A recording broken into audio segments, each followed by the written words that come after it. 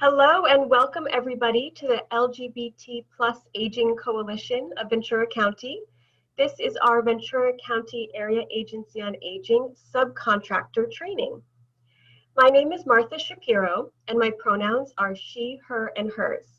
I am the Director of Programs at Senior Concerns. Just a little background on the coalition. The LGBT plus Aging Coalition of Ventura County started out of Senior Concerns in 2015. It began as a response to a need for more friendly and accessible services for the LGBT plus population as they age.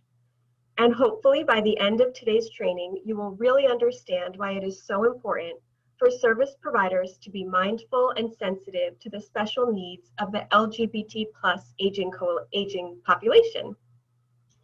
So the mission of our coalition is to provide education and advocacy in order to create an LGBT plus friendly Ventura County. So I thank you all today for joining this training and furthering our mission. We have some wonderful facilitators with us today. I will let each of them introduce themselves, but please know that everyone participating is a member of the coalition and an excellent advocate and resource in our community.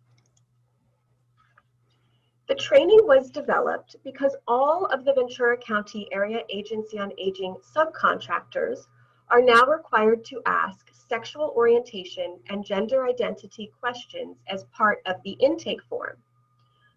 Our coalition aims to provide education for the subcontracted agencies so that you can all feel prepared and confident in asking these questions and also understand the importance behind them. So our learning objectives today, we will define the identities that make up the LGBT plus acronym. We'll differentiate between sexual orientation and gender, identify self-identification practices via some pronoun education. We will also discuss the history of stigma against the LGBT plus people. Then we'll discuss the purpose of AB 959, which is the reason that we are now asking these questions on the intake form. And then we'll watch some role plays so that we can feel comfortable engaging positively with clients when asking those AB 959 questions. Now I will turn it over to Sandy Gomez. So I'm Dr. Sandy Gomez. My pronouns are she, her, and hers, and I oversee the LGBTQ+ program and the Rape Crisis Center at Coalition for Family Harmony. And I will be talking to you a little bit about LGBT+ terminology and also what are those best practices that we can embrace as service providers to make sure that we are providing those welcoming spaces for our clients to feel comfortable talking to us about what their needs are. It is important to note that LGBTQ+ community members have been around for a really long time. It could be that perhaps the terminology of lesbian, gay, bisexual, transgender were not being used, but those behaviors, those feelings, those ways of being have been around for a really long time. This isn't a trend.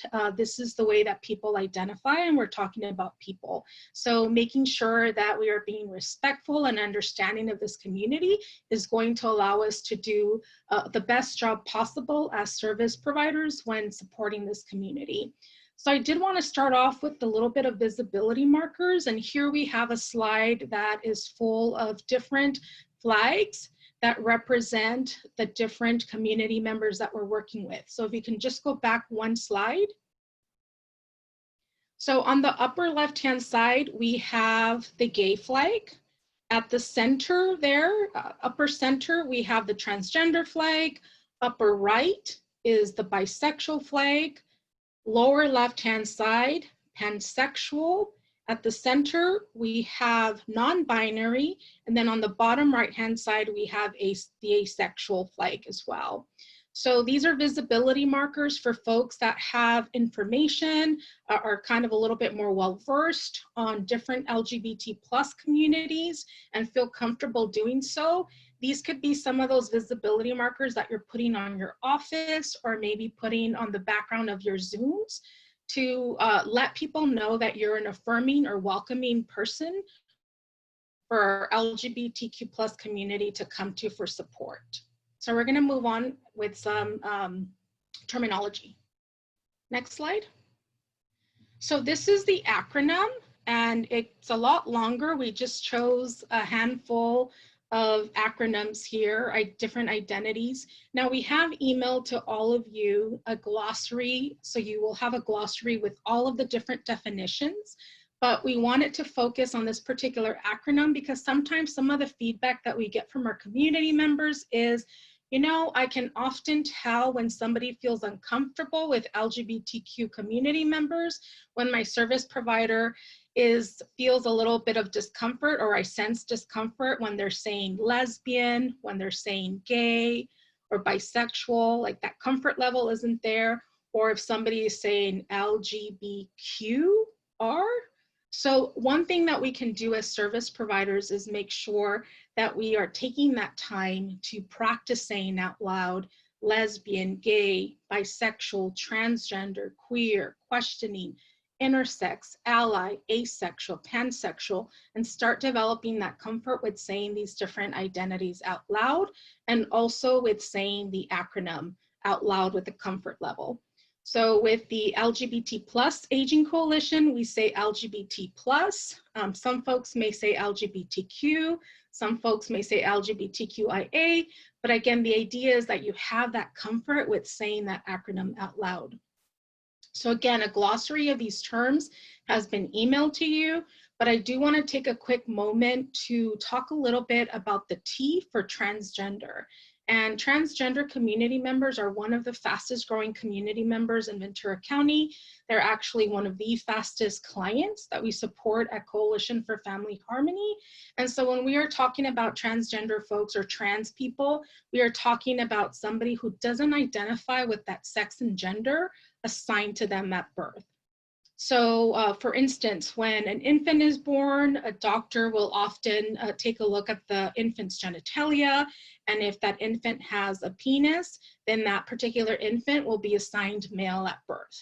And that male infant is supposed to be a little boy, then grows up to be a man. So somebody who's transgender doesn't identify with that sex and gender assigned to them at birth. So just wanted to take a moment to point that out.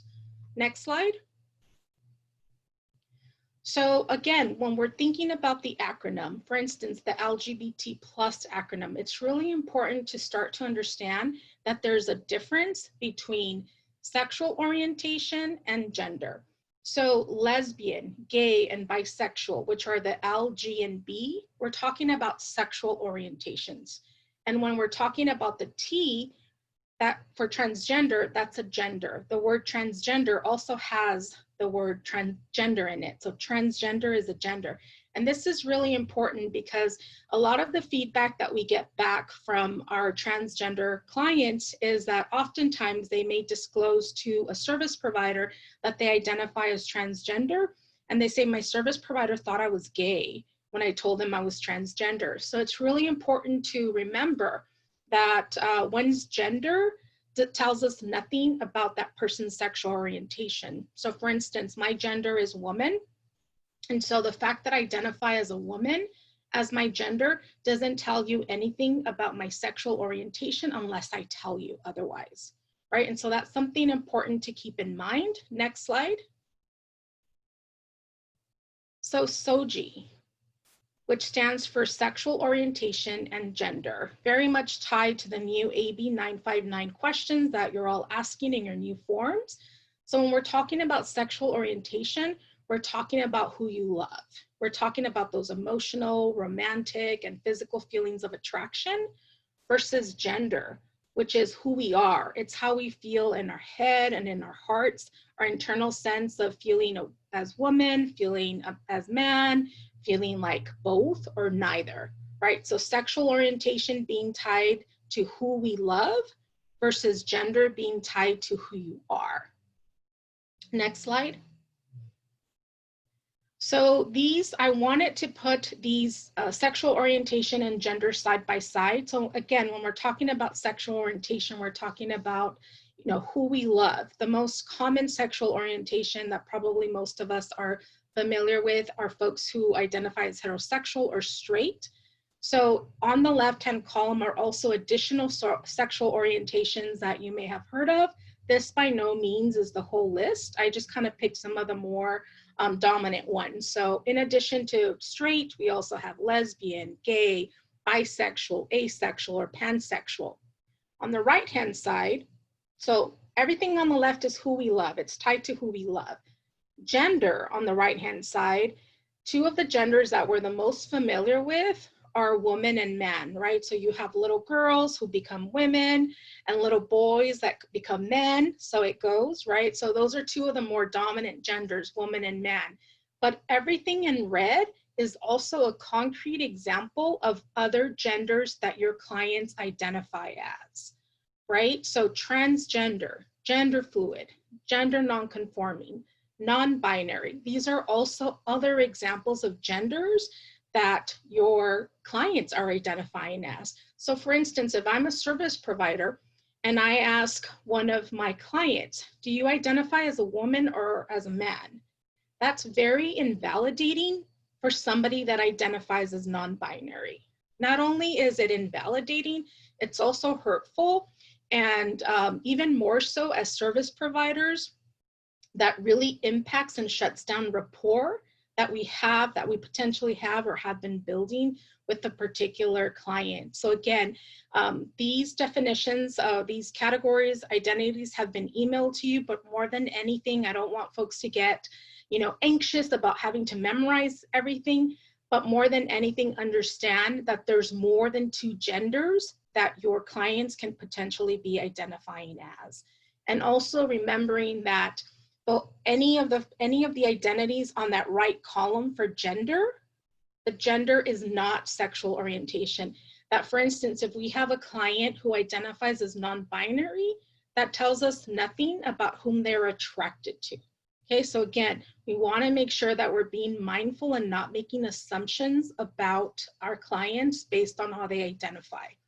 Okay, so gender, more than two genders possible, and someone's gender tells us nothing about who that particular person loves. Next slide, please.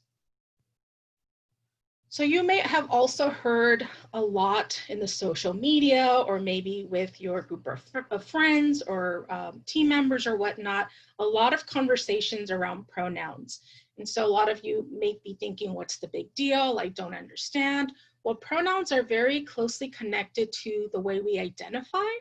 And so they are really important, very important to a lot of us.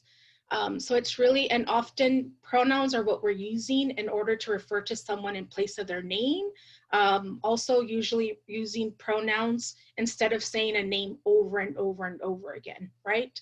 Oftentimes I hear service providers say, what are your preferred pronouns, right? And so we want to make sure pronouns are not preferred, because when you say, what are your preferred pronouns, it makes it seem like there's something else. Pronouns are just their pronouns, right? Pronouns are mandatory. So we want to make sure that we are asking, what are your pronouns, and not what are your preferred pronouns, just what are your pronouns. So some examples of some of the more dominant pronouns or common pronouns are she, her, and hers, which I identified myself as, and Martha did as well at the beginning. Other examples could be he, him, and his. And then there might be folks that are interested in gender inclusive or more gender neutral pronouns. And you may have some folks that identify as they, them, and their. Now, these are not the only pronouns, but these are some of the more common ones that we often hear. When you're asking folks for, or your clients for, what are your pronouns, I would strongly suggest that you get into the practice and that you're also teaching your team members to offer your pronouns first. So when you introduce yourself to a client, not only do you introduce yourself with your name, but also offer your pronouns. And when you introduce yourself with your name and your pronouns, then you're better situated to be able to ask your client for their name and their pronouns. And we want to make sure that we're also consistent about asking everyone for the pronouns. And what I mean by that is we don't want to get ourselves in a pickle by asking some people and not others. For instance, I'm not going to ask her because I'm pretty sure her pronouns are she, her, and hers. But this particular person, they appear to be, you know, presenting as a man, but their fingernails are painted and they're wearing earrings. So I'm not quite sure. So I'm going to ask that person, but not her, and not her, because I'm pretty sure that I know their pronouns. Because you may have that particular client, you know, kind of push back on you and say, why are you asking me for my pronouns, but not that other person, right? So again, we want to make sure that we're not making assumptions about the way somebody's pronouns or their gender based on appearance or even voice. We want to make sure that we get in the habit of introducing ourselves with our pronouns and then asking our clients for their name and their pronouns. If you don't know a client's pronouns, or perhaps you feel uncomfortable asking for someone's pronouns, as service providers, I would urge you to really practice with your team members to develop that comfort level. But if you don't know their pronouns, chances are that you do have that particular client's name, and having that name is golden in our field. So we are going to continue to use that name over and over again, and chances are that after we use that particular client's name for the 12th time, that they're probably going to volunteer their pronouns and say, actually, my pronouns are he, him, and his. So again, if you don't know a client's name, use their name, and you're going to use that over and over again. Next slide. So misgendering. So when we're talking about misgendering, which is what we want to avoid at all costs, is making assumptions about someone making assumptions about their gender, making assumptions about their pronouns, based on their appearance, how they look, or even their voice. So we're also getting a lot of feedback, particularly from our aging community, about misgendering that's happening over the phone based on their voice. So again, we want to avoid making assumptions about the way that somebody identifies. Not respecting someone's pronouns can be perceived as an act of violence, and this is different from making a mistake. We're talking about when somebody tells you, my pronouns are this, but you intentionally continue to refer to them by different pronouns, right? So not only is that unprofessional, it's hurtful, it's going to definitely impact your rapport as a service provider to provide services to that particular client. We want to really embrace the practice of allowing for self-identification. So really, the clients are deciding how they identify, and we're going to respect that, right? We want to, again, avoid making any assumptions or having any of our bias impact providing welcoming and affirming services to our client. Next slide. So for those of you that may be thinking, why is this important for me? It's really important because as service providers, having that trust, building that rapport with our clients is golden.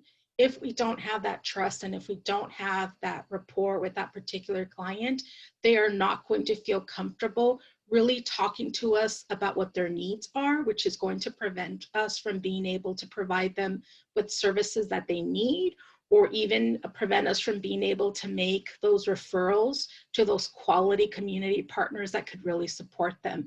So really making sure that we're providing those welcoming spaces for our survivors is going to really go a long way in ensuring that we are providing them with quality services, which is quality services that are also grounded in that cultural sensitivity. Next slide. So a model that we've really been embracing in Ventura County by a lot of different service providers has been the ask, honor, and apologize. A lot of us have also been moving towards ask, honor, and acknowledge. So ask, meaning what are your pronouns? Asking, what are your pronouns? As I said earlier on, I strongly believe that a best practice is making sure that we are volunteering our own pronouns first when we introduce ourselves, and then asking, what are your pronouns? We're going to honor, meaning we're going to respect that particular client's identity and their pronouns. Third, apologize. We will make mistakes. I've been doing this for more than 7 years and I make mistakes, right? So we want to make sure to acknowledge that mistake and keep moving forward. You know, try not to make a big deal out of it. So again, It could be as easy as, I meant they, you know, they are going to the training tonight, and just keep moving forward, right? Don't make a big deal out of it. It's okay to make mistakes. A lot of what we hear from community members is that they can tell when somebody's being genuine about really kind of taking the time to get educated on these particular issues versus somebody who's being fake, right? So as service providers, we wanted to do our due diligence to try to get as much education and practice as much as we can to create those affirming spaces for our clients. Next slide. So really what we're talking about is giving respect and dignity to each other. So again, so that we're able to have those affirming spaces that are going to allow us to provide the best possible quality client-centered services to our community. So I will pass it over to Detective Escalante now.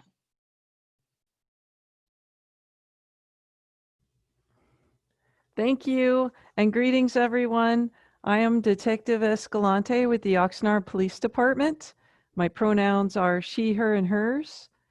I investigate elder financial abuse crimes, and I am the LGBT plus liaison officer for the Oxnard Police Department. Here at the Oxnard Police Department, we value having trust with all of our community members, and that's one of the reasons that my department supports organizations such as the LGBT plus Aging Coalition. I'm going to talk to you about some of the history of LGBT plus people in our country. In government and politics, LGBT plus people first became visible during the 1940s when there was a lavender scare, and LGBT people were feared by society. The lavender scare paralleled McCarthy's anti-communism campaign, alleging that gay and lesbian people were a national security risk and communist sympathizers. As a result, many states enacted laws criminalizing same-sex sexual behaviors. In 1953, President Eisenhower banned homosexuals from working in the US government. This was the first time that LGBT plus community members banded together and protested a policy in front of government buildings as people started losing their jobs for no other reason than being identified as LGBT plus. In 1952, the American Psychological Association labeled LGBT plus persons as having a mental illness known as sociopathic personality. The dark days of the 1940s and 50s were followed by some movement towards civility in the 60s and 70s. Now keep in mind, this era is when our population of people currently in their 70s and 80s were growing up and coming of age. From the 1960s all the way to modern times, there's been constant shifting ground for LGBT plus rights. For example, in 1961, Illinois became the first state to remove their laws making same-sex acts illegal. This was one step forward. Coincidentally, in 2003 was when the Supreme Court of the United States finally struck down such laws across the entire country. Back on June 28, 1969, the Stonewall riots began at a bar in New York City. Police regularly raided this particular gay bar, and the patrons fought back, leading to several days of protests and demonstrations in the streets, led by largely queer and trans people of color.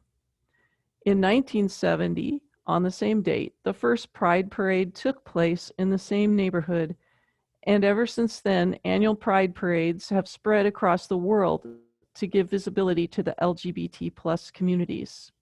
Next slide. In 1973, the American Psychological Association passed a resolution stating that homosexuality is not a mental illness, but much damage was already done.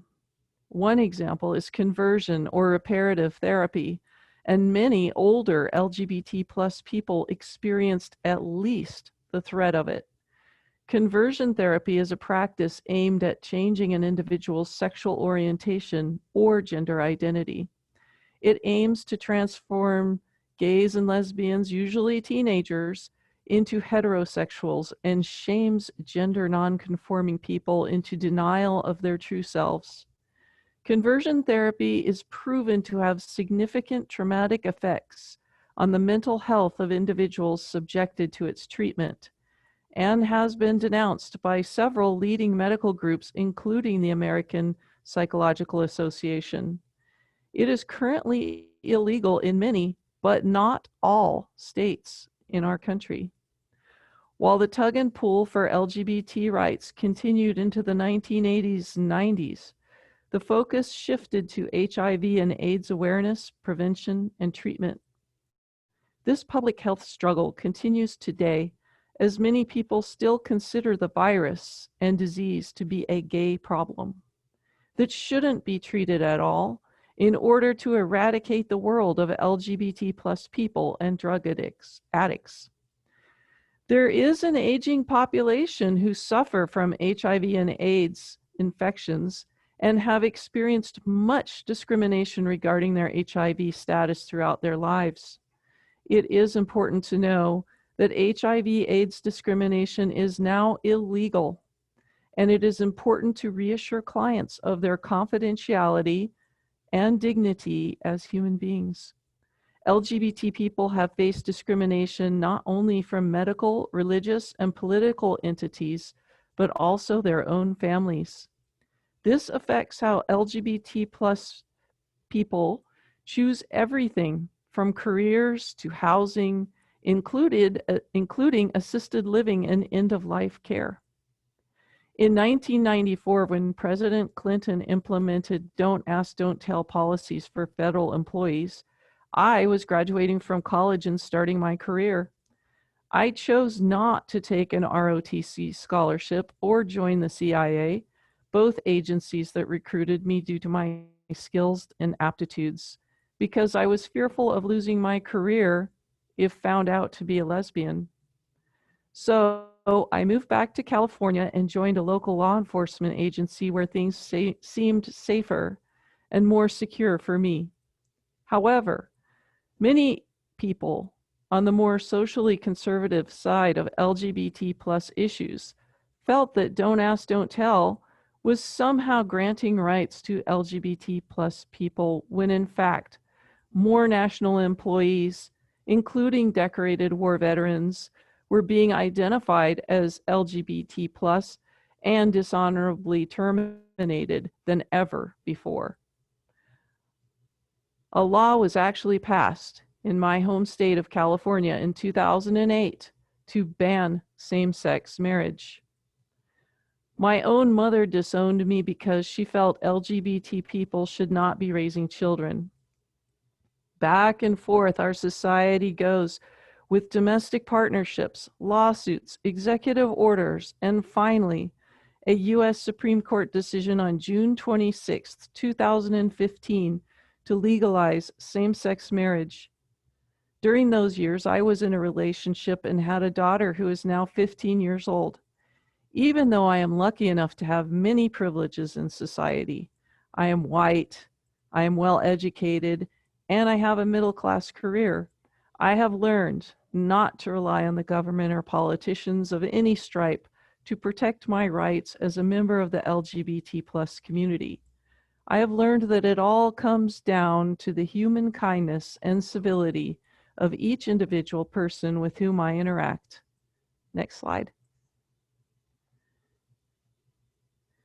Whether it is legal or illegal to discriminate against people who identify as LGBT plus, that issue is still in flux in our country. It's often a matter of personal choice. And older LGBT plus people may feel not only vulnerable about their health and financial independence, but also fearful of discrimination as their bodies and minds force them to rely on the kindness and compassion of others. LGBT plus older folks are more than twice as likely as non-LGBT people to be worried about running out of money and having no or very few support networks as they age. Nearly half of all older LGBT people have not shared their sexual orientation with their healthcare providers. I can't tell you how many times I have to remind my own OB/GYN that I am a lesbian during my annual exam. And I just go with the flow a lot of times when they ask me questions that only apply to heterosexual women. Being a trans man or woman is even more complicated, as 65% of trans older adults feel their access to health care addressing their unique needs will not be available. Next slide. Current events highlight the struggle of our society as we negotiate our way to incorporate LGBT+ people fully into everyday life. There is no federal law prohibiting discrimination, but 22 states, including California, have such laws. Our current president made political promises to the LGBT+ community during his 2016 campaign, yet his administration has systematically unwound more than 31 rights and protections for LGBT+ people. Witnessing these regressive acts often triggers an older LGBT+ person's sensitivity to discrimination against them. This is a natural survival mechanism to negotiate through society in order to get our basic human needs met. Next slide. Here we see some recent news articles. On average, one transgender person is murdered somewhere in our nation each month. That does not count the all too frequent assaults that don't result in death. As our nation began to grasp the COVID-19 health pandemic in March of this year, 2020, the state of Idaho passed 2 laws legalizing discrimination against trans people. One was to prevent trans girls from playing sports, and the other was to forbid gender changes on state ID cards. In contrast, California implemented gender options on our ID cards to include the choices of male, female, and non-binary since last year, 2019. California also passed laws about Soji on specified service intake forms. And I will now turn this over to Terrylton for more information about why this training is important for you. Hi, my name is Terrylton. I'm a registered nurse and I'm an ally, and my pronouns are she, her, and hers, and I'm an ally for the LGBT+ community. And I will tell you, I have not always been an ally for the LGBT+ community, and I'm going to tell you a story in a minute, but this slide leads up to that. As LGBT+ older adults have lived through discrimination listed in previous slides, which affects their relationships with communities, I have made a transition to be an ally through many events in my life. And I could tell you many stories, but the one that is the most important and is a focus of what this slide talks about is that they are the vulnerable people. They're reliant on others. They face legal barriers, and they have higher mental health issues and anxiety, depression, and substance abuse than others. And it takes me back to a story when I worked in a local hospital, had a patient on the floor that had their partner in the room with them. And the patient was a trans man and appeared to be a gentleman with a beard. And his, you know what, I don't remember what who his partner was, to speak of that. I just remember the gentleman and how unsure he was of the circumstance of being in a hospital and how uncomfortable he was. And I needed to perform a procedure in the private area for this gentleman. In fact, I had to put a catheter in to help the urine come out. And my brain went into this procedure knowing that every person I care for deserves respect and care. But what I didn't realize was that my heart was going to be in this situation too. As I looked at this gentleman and proceeded to do the procedure and pulled the sheet up, I had a disconnect between my brain and what I saw and what I needed to do, because the genitalia was mostly female. And as I looked, I went, this is a person in a bed who needs care. And my heart reached out. I put that Foley catheter in and did my best, my utmost best to make that person feel comfortable. And I have to admit that that was a major switching point in my life for how I look at every individual.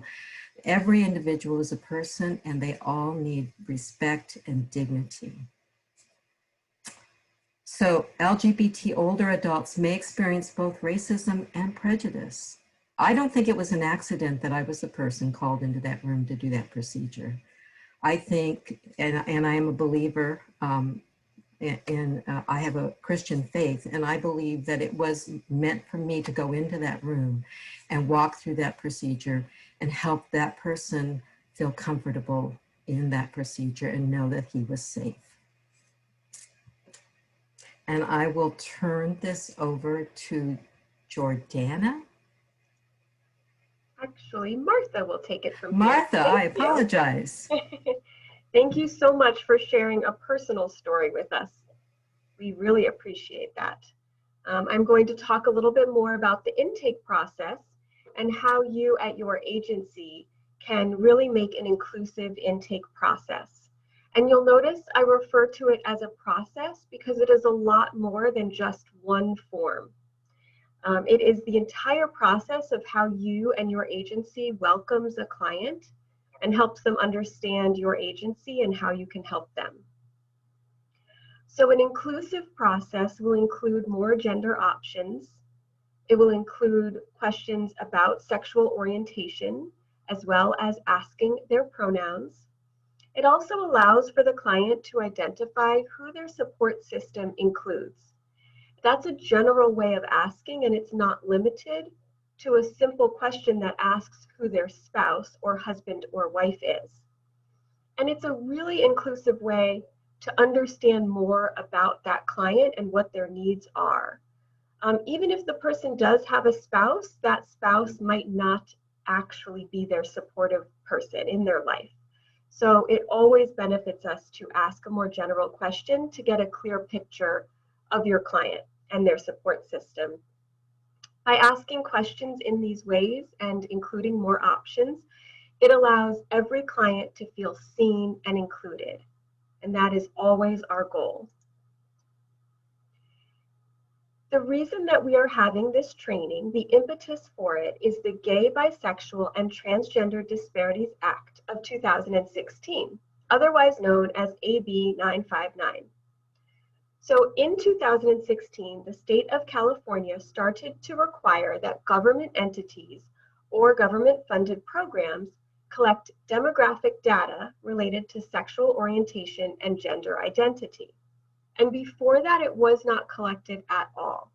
And without this information, the state cannot determine how to better serve the LGBT+ community in the future. For example, it's commonplace now for agencies and government entities to collect data on race and ethnicity, and we are all used to that and those questions. Without asking those questions, though, we can't know if our programs are properly serving those populations. So for example, if a community has 25% of people in it that are Hispanic, but we can see that an agency is only serving 5% of the Hispanic population, then we know that that agency probably needs to do a better job outreaching to that community. So we didn't even have the opportunity to know if our agencies needed to do a better job outreaching to the LGBT+ community without the AB 959 questions. Without the data, the clients are invisible to the system. So so are they invisible to the services that we have created, and we wouldn't even know it. And that's why this act is really so important. So the new intake questions start with an introduction, and it reads, the state of California requires that we ask you some demographic questions, followed by 3 questions under the new California State AB 959 laws, the Gay, Bisexual, and Transgender Disparities Reduction Act of 2016. We value your privacy and you have the option to decline to state. Then it asks, what was your sex at birth? What is your gender? How do you describe your sexual orientation? And notice that every question has options for decline to state or for not listed, and they can write in how they prefer to identify. It's important to us to mention that there are some best practices and ways to ask affirming questions, and we really feel that our agencies should follow these best practices when possible. So for example, the question states, what was your sex at birth? A more affirming way to ask that would be, what is your sex assigned at birth? It's a really simple little difference in the way you're asking the question, but it's showing that that sex was assigned at birth. It wasn't the sex that you identify as. And then with the question, what is your gender? The AB 959 options list transgender female to male, for example, whereas the affirming way, the common way to say that would be simply a trans man or a trans woman. So we wanted to make sure that all of you understand the best practices for how your agency chooses to do your intake questionnaire. The AB 959 questions and the form that we use through the Area Agency on Aging might not be your agency's only intake form. So it's important that you understand all of the best practices. I wanted to share an example of a time that asking these AB 959 questions really led to providing better services to a client. I had a social work intern working with us, and when COVID first hit, that student had to work from home and make phone calls to help enroll clients in the home delivered meal program and assess all of their needs during the COVID stay-at-home orders. She had spoken with this client on the phone for a long time, gotten their history, really felt that she understood her, and then she was ready to do the VCAAA intake form that included those sexual orientation, gender identity questions. As soon as she started to ask the questions, the client interrupted her and told her right away that she was a lesbian. And my intern felt that this client just had a great sense of relief at being given this opportunity to share that part of herself and her identity. And the client then just breathlessly began to tell her story and fill in the gaps of what she had already shared with our intern, and explain how her sexual identity had really shaped the trajectory of her life. She told her how the friend that she had been referring to was actually her partner for over 10 years. She told her how many jobs she felt she had been fired for because she was gay. She talked about how her parents even called the police on her when she first came out to her, and about all the abuse that she had endured. She talked about how it affected her financially because she had to start drawing on Social Security early, and all the years that she lacked health insurance. And woven through everything was a severe sense of isolation and a lack of support system, about being rejected by her family, losing her partner, and not having children to care for her in her later years. It was really powerful for my intern because she felt strongly that none of this information would have been shared with her if she hadn't asked these simple questions. And I thought that it really highlights the importance of asking the questions and collecting the information and showing that you are a safe place for your clients to really share their authentic self with. Without that, how can we really serve them and understand all of their needs? So now we will have some role plays so that we can kind of show you in practice actually asking the questions to some clients. And I will turn it over to Jordana Lawrence. Hi, I'm Joanna Lawrence, and my pronouns are she, her, and hers. I'm with the Alzheimer's Association as their educator and care specialist for Ventura County. You have just had an overview and a history of why these questions are now being asked. In a moment, you are going to see 3 different scenarios to help you navigate through this new way of capturing an intake. The first 2 intakes are with the same caller, but 2 different ways of asking the questions. Scenario number 1, the unsure way. The person on the call is nervous and not sure. She has already been asked some of the questions, and now comes the questions. The interviewer doesn't really want to ask the questions and may not necessarily agree with having to ask them in the first place. The client called because she's looking for home delivery meals for herself and her friend. Okay, so thank you so much for answering those first questions. I'm really sorry I have to ask these questions. They're new questions on our intake form.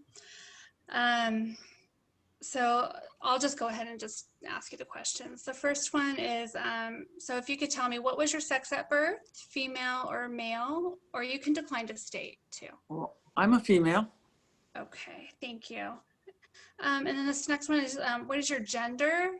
So, and for gender, you can choose female, male, transgender female to male, transgender male to female, gender queer. I don't understand. I already said that I was a female.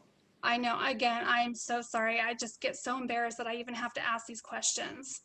And then the last question is, how would you describe your sexual orientation? So are you gay or straight or? I'm not going to answer that kind of a question. I didn't even know you were allowed to ask it.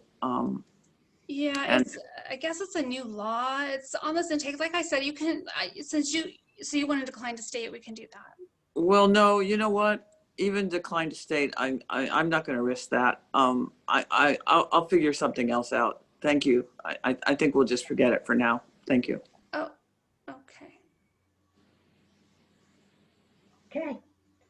On to scenario number 2, the affirming best practice way. The interviewer understands how to ask the questions and makes the person calling feel comfortable and willing to answer the questions. Okay, thanks, Pat, for answering those first questions. So again, so I'm filling out this VCAAA intake form for the services, and they have some new questions. And I'm going to go ahead and read it out to you and then ask you the 3 questions. So it is a new California State AB 959 law, which is the Gay, Bisexual, Transgender Disparities Reduction Act of 2016. And we value your privacy, and you have the option to decline to state. So the first question is, what was your sex at birth? Female, male, decline to state. Well, I'm a female. Great, thank you. Appreciate that. And what is your gender? And you can say female, I'm male. a female. Perfect. I said that already. I know. Thank you. And then on how would you describe your sexual orientation or sexual identity? And you can say straight, bisexual, gay, lesbian, questioning, unsure, or decline to state. Well, I don't even know what some of those things are, and it makes me kind of nervous to, where are these questions going?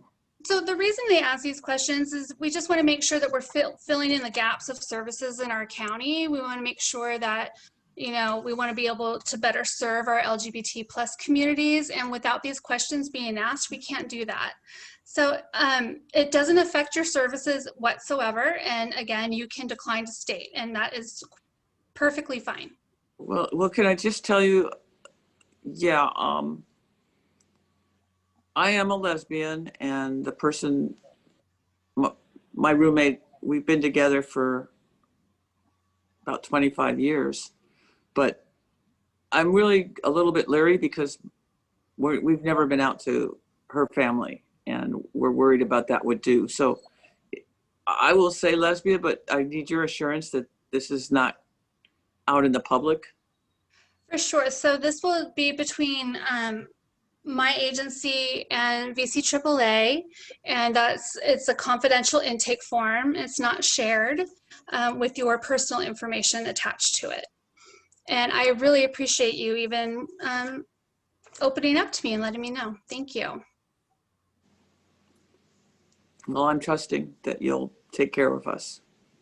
We will, most definitely. All right, now we go to scenario number 3, the angry person. No matter how good you do the intake, there are just some people that won't like the questions. This person is already angry at the previous questions on race. Now you have to navigate the questions on gender. Okay, thanks, Martha.